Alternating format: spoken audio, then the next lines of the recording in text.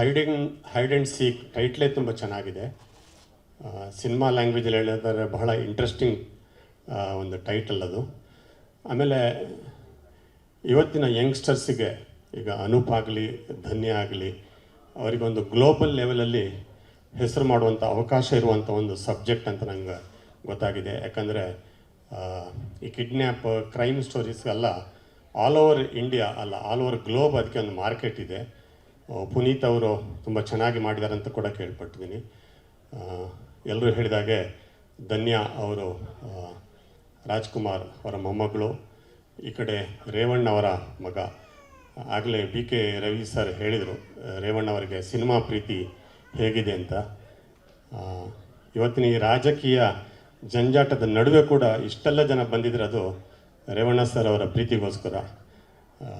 ವಿಧಾನಸೌಧ ಲಾಂಜಲ್ಲಿ ಕೂಡ ಅವರು ಪಾಪ ಅವರ ಮಗನ ಸಿನಿಮಾದ ಭವಿಷ್ಯ ಬಗ್ಗೆ ಪೊನ್ನಪ್ಪನವ್ರ ಜೊತೆ ಮಾತಾಡ್ತಾಯಿದ್ರು. ಭಾಳ ಖುಷಿ ನನಗೆ. ತಂದೆಯವರು ಇಷ್ಟೊಂದು ಸಪೋರ್ಟ್ ಮಾಡಬೇಕು, ಅದು ಅವರ ಕರ್ತವ್ಯ. ಅನೂಪ್ ಕೂಡ ಆ ಕೆಪಾಸಿಟಿ ಇದೆ. ಅವರ ಹಳೆಯ ಸಿನಿಮಾಗಳನ್ನು ನೋಡಿದ್ದೀನಿ ನಾನು.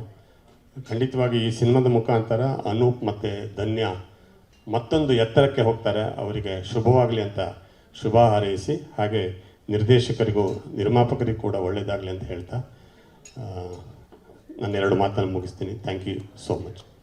ಸ್ವಾದಿಷ್ಟತೆಯ ಸ್ವಾದ, ತಾಜಾತನದ ಆಹ್ಲಾದ, ಉತ್ತಮ ಆರೋಗ್ಯ ಮತ್ತು ಹೆಚ್ಚಿನ ರೋಗ ನಿರೋಧಕ ಶಕ್ತಿಯ ವೃದ್ಧಿಗೆ ಈಗ ನಿಮಗೆ ಸಿಗುತ್ತಿದೆ ಉತ್ತಮ ಗುಣಮಟ್ಟದ ಪೌಷ್ಟಿಕಾಂಶ.